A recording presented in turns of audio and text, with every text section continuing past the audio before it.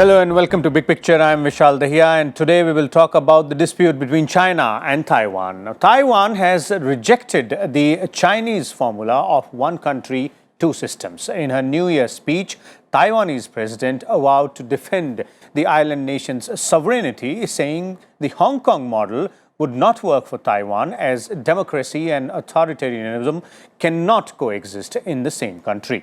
China claims Taiwan as its territory and wants to bring it under Beijing's control, even if it requires the use of force. The anti-infiltration bill passed by Taiwanese parliament recently has further sent the relations between the two to a new low. For more on this, we're joined by a distinguished panel of guests. Let me first introduce them to you, beginning with Professor Shrikant Kondapalli from the Center for East Asian Studies in JNU. We also have with us Mr. Alok Bansal, Director, India Foundation, and Mr.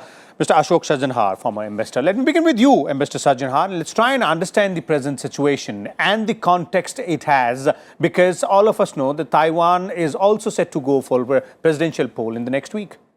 Yes, absolutely. The presidential and the assembly elections, both of them, take place on January 11th. So that's just 9 days from now. And so, of course, this is electioneering is at its height as far as Taiwan is concerned. It's a democracy. It's a big democracy, 23 plus million people. So, of course, and the position of this party, of the Democratic Progressive Party of President Tsai Ing-wen, has basically been that it wants to maintain its sovereign status as a democracy.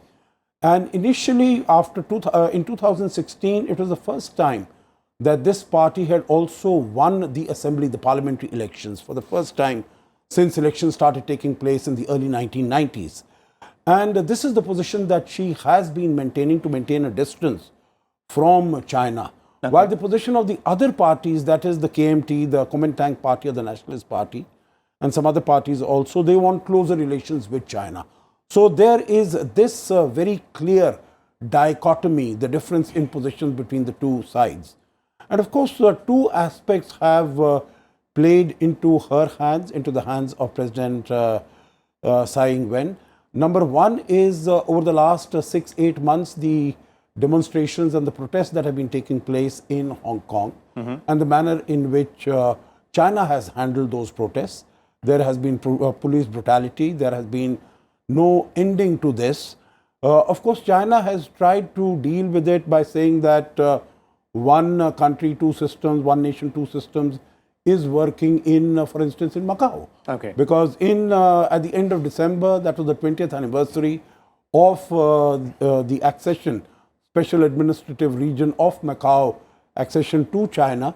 And President Xi Jinping had gone to Macau and he said how this is flourishing, how this is doing well, and that would be the way to go forward as far as Taiwan is concerned. Okay. But Taiwan has cited the case of Hong Kong, that their personal liberties, their democracies, their rule of law, freedom of speech, all of that is being curtailed under this one nation, two system dispensation. Okay. So they have completely rejected it. Okay. And they have said that they would like to maintain the present status. Now, one last comment on this would be that Tsai Ing-wen is for de jure independence, but not for de facto, not for declaring the independence of Taiwan from China.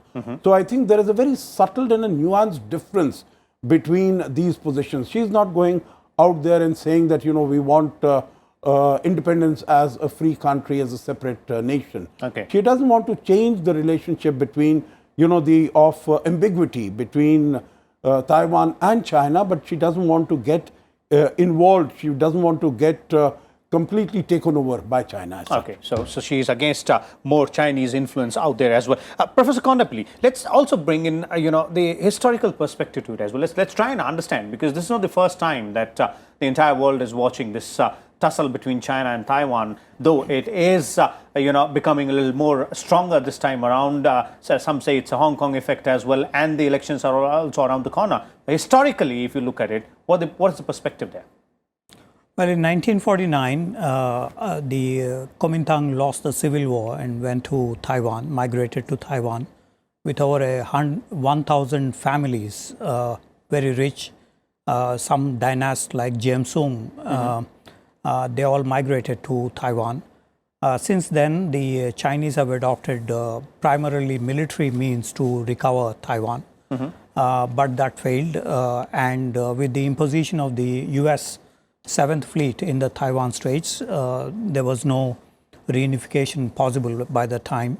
The Chinese have not attempted any military takeover of Taiwan since then, the first Taiwan Strait crisis in 1958. Later in 1994-95, there was the first time Taiwan went for elections. So the Chinese have deployed the M9, M11 missiles across northeast of Taiwan and southwest of Taiwan in order to put pressure on the electorate not to go for elections. But that boomeranged on the Chinese with the vibrant democracy taking root in Taiwan. So the tactics have changed from military means to that of political, strategic conveying. Okay. The Chinese have suggested what was called as Santong, the three connections: postal, telecom, and shipping, and air connections.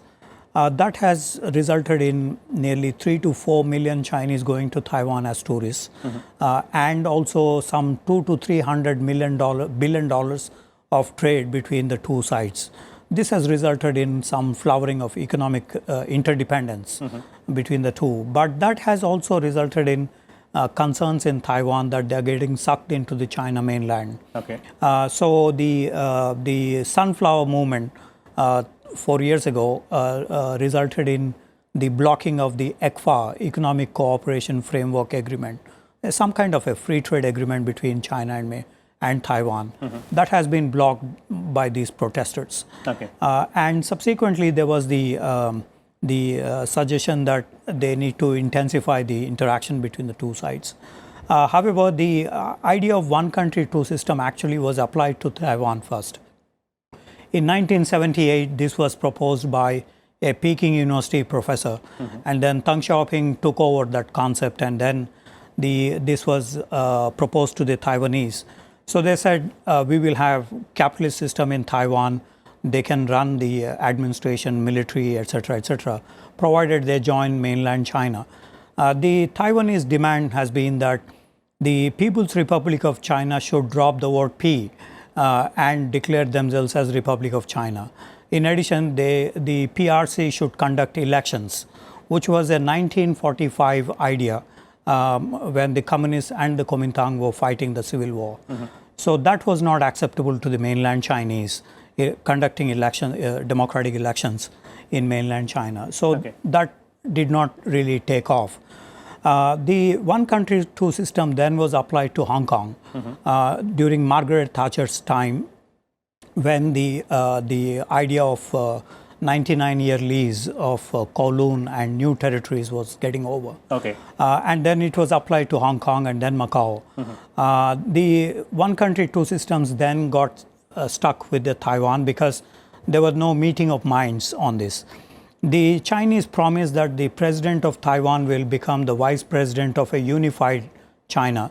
But that is also not acceptable to the Taiwanese, because the Taiwanese president, in a pure personal issues, gets more salary than even the president of People's Republic of China. So it is not acceptable even on that count. Okay. So in other words, and then the vice president of the PRC is not a very powerful institution in China. Okay. It is the Central Military Commission chairman. It is the general secretary of the party who are the most powerful persons. So the vice president position for them is not acceptable. Okay. So in other words, this is nowhere going, the one country, two system. Okay, so that's the historical perspective on one country, two system. But Mr. Bansal, if you look at the present situation, and also, some events which have taken place, including the one bill, the anti-immigration bill, which has been recently passed by the Taiwanese parliament. So how would you look at the entire situation? See, let me get back to historical system first, because Okay. that's very important. Because Taiwan has gone through phases. After they left the mainland and were initially restricted to Henan and Taiwan, then of course Henan also went back and they were restricted. Chiang Kai-shek had 4 no's. No communication, no contact with Chinese. So it was total isolationist policy. Thereafter, of course, as Professor Shrikant said, the two-system Deng Xiaoping initiated various things, and then Taiwan started opening. The party, which was the ruling party, that is the Kuomintang, which is now in opposition, was the one which initially had that stance that we will have nothing to do with People's Republic of China, and then they started opening up because they still considered themselves as the true representatives of Republic of China. Now here there was a very big dichotomy. For a very long period of time, Taiwan's parliament was dominated by those MPs who had got elected from mainland and could not face any other election. So the Kuomintang always had a majority because those MPs belonged to it.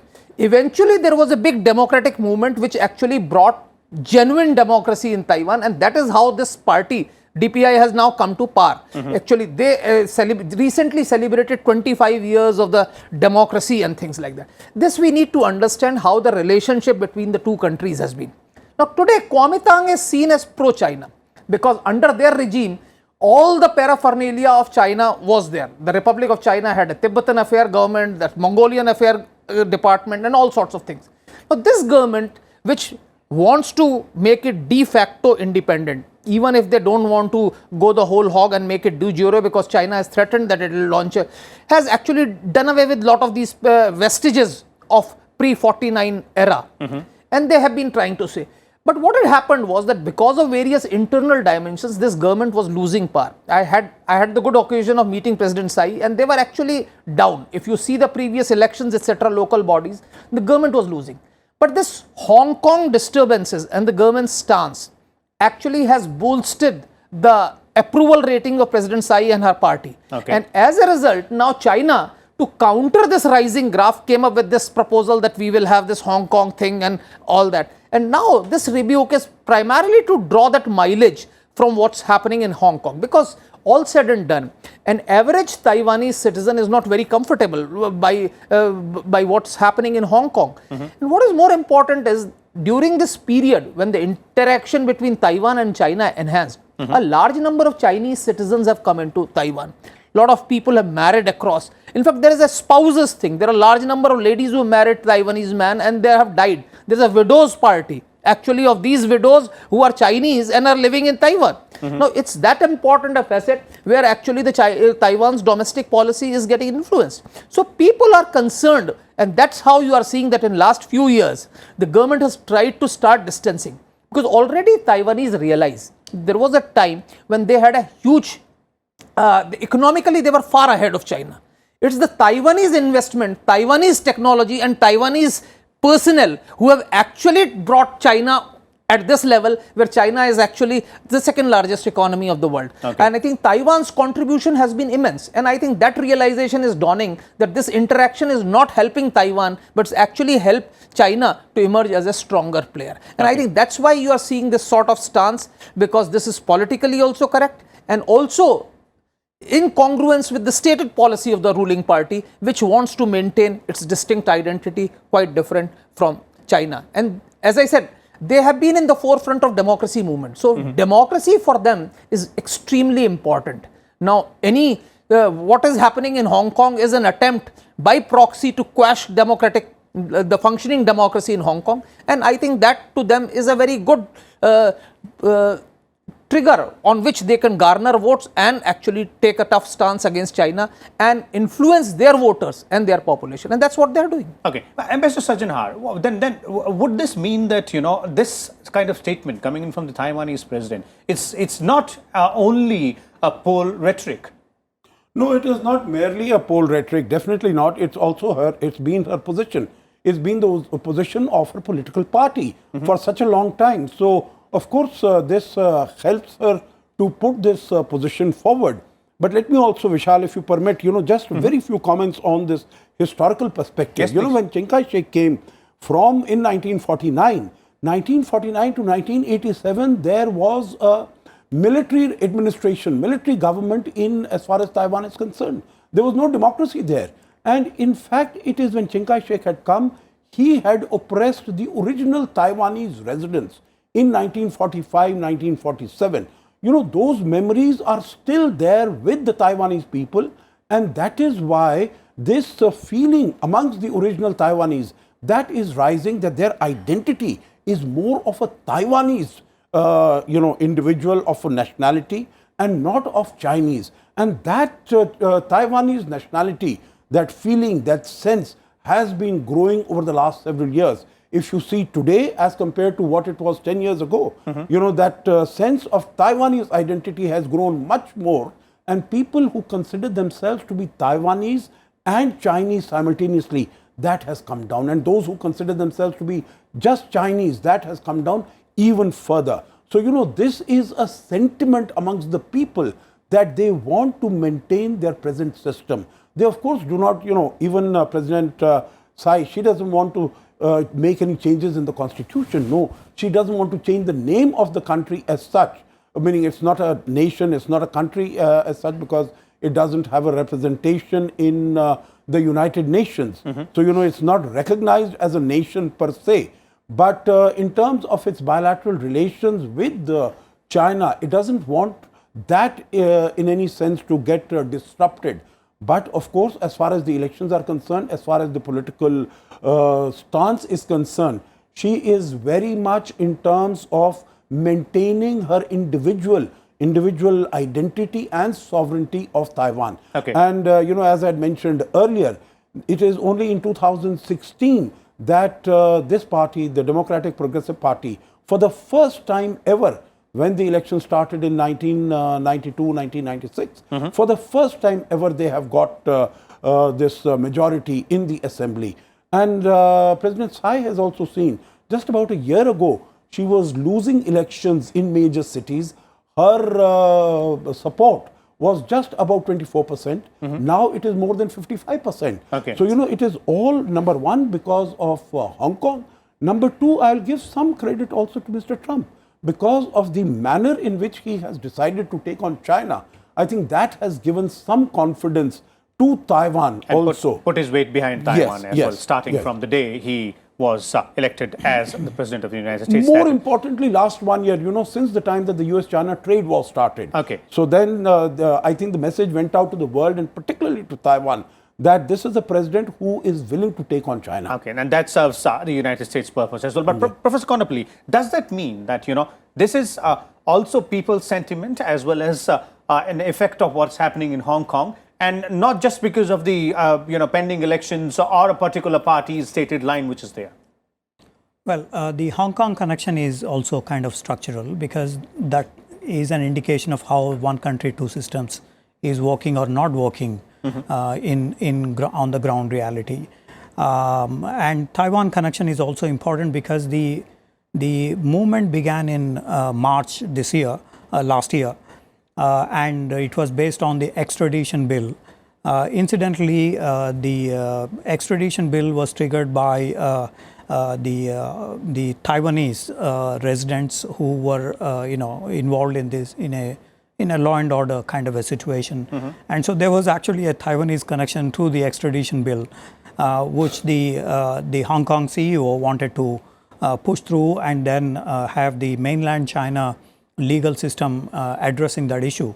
Also, Taiwan was one of the first places to have announced kind of refuge for the Hong Kong people who wish to get out of Hong Kong, out of that situation in the last 6 months of protests.